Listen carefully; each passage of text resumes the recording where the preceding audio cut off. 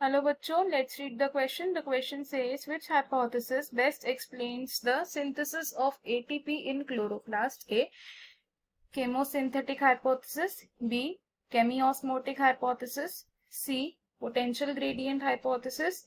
D. Redox gradient hypothesis. तो question में हमसे पूछा है कि ATP सिंथेसिस को बेस्ट तरीके से कौन सी हाइपोथेसिस एक्सप्लेन करती है।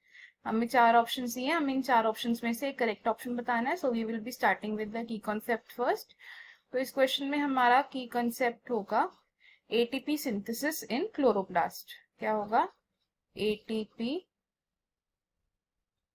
Synthesis in chloroplast. अब एटीपी क्या होता है? एटीपी यानी कि energy currency of the cell. क्या है ये? Energy currency of the cell. और एटीपी क्लोरोप्लास्ट में कब सिंथेसाइज होती है? During the process of photosynthesis. कब होगा ये? फोटोसिंथेसिस के दौरान। अब ये जो एटीपी सिंथेसिस इन क्लोरोप्लास्ट है, ये डायरेक्टली लिंक्ड होती है to the proton gradient across the thylakoid membrane. अब एटीपी सिंथेसिस कहाँ होती है? In the chloroplast. और एटीपी सिंथेसिस किससे लिंक्ड है? Directly linked to the development of proton gradient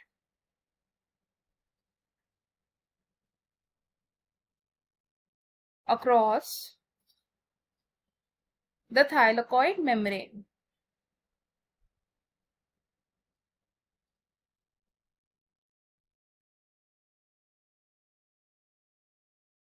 अब हमारे पास एक हाइपोथेसिस है जिसका नाम क्या है? केमियोस्मोटिक हाइपोथेसिस। केमियोस्मोटिक हाइपोथेसिस। अब ये जो केमियोस्मोटिक हाइपोथेसिस है, ये हमें किसने प्रपोज किया था? This hypothesis was given by Peter D Mitchell. Peter D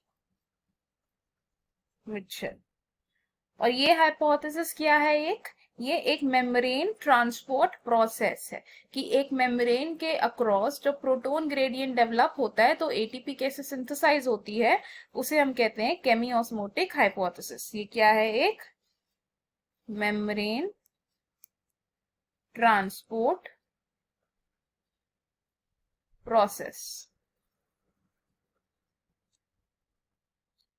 अब केमियोस्मोटिक हाइपोथेसिस के अकॉर्डिंगली क्या होता है कि जो प्रोटॉन्स हैं वो पंप हो रहे हैं from the stoma to the lumen of the thylakoid. इसके अकॉर्डिंगली क्या हो रहा है कि protons are pumped from stoma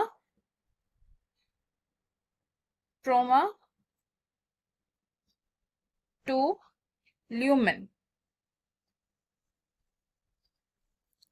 और ये जो केमियोस्मोटिक हाइपोथेसिस है, ये most reliable and most successful hypothesis है जिसने कि एटीपी सिंथेसिस को एक्सप्लेन किया है। सो हम इसे क्या लिख सकते हैं?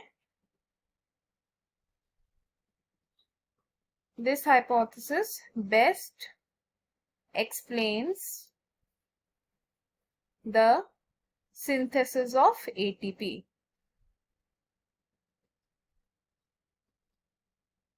तो हमें हमारे क्वेश्चन का आंसर मिल गया। क्वेश्चन में हमें चार ऑप्शंस दिए थे और ये पूछा था कि कौन सी hypothesis ATP synthesis in chloroplast को बेस्ट एक्सप्लेन करती है। तो हमारा आंसर क्या होगा इसमें? ऑप्शन बी, यानी कि केमियोस्मोटिक हाइपोथेसिस। तो हम इसे लिख लेंगे।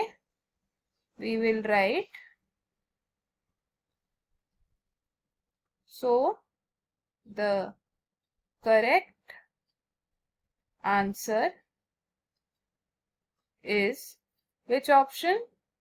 Option B, अब देख लेते हैं कि बाकी ऑप्शंस क्यों इनकरेक्ट है।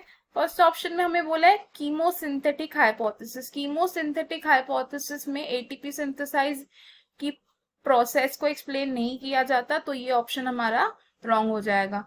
ऑप्शन सी से potential gradient hypothesis. Potential gradient hypothesis में एटीपी सिंथेसिस एक्सप्लेन नहीं होती है इन द क्लोरोप्लास्ट, तो ये ऑप्शन भी हमारा रॉन्ग हो जाएगा। एंड ऑप्शन डी से रिडॉक्स ग्रेडियंट हाइपोथेसिस। तो ऐसी कोई हाइपोथेसिस है नहीं जिसने तो ऐसी कोई हाइपोथेसिस नहीं है जिसमें एटीपी सिंथेसिस को एक्सप्लेन किया हो, तो ये ऑप्शन भी हम गलत कंसीडर करेंगे। तो हमारा फाइनल आंसर क्या है? ऑप्शन बी, यानी कि कीमी osmotic hypothesis. I hope you understood it well. All the best. Thank you.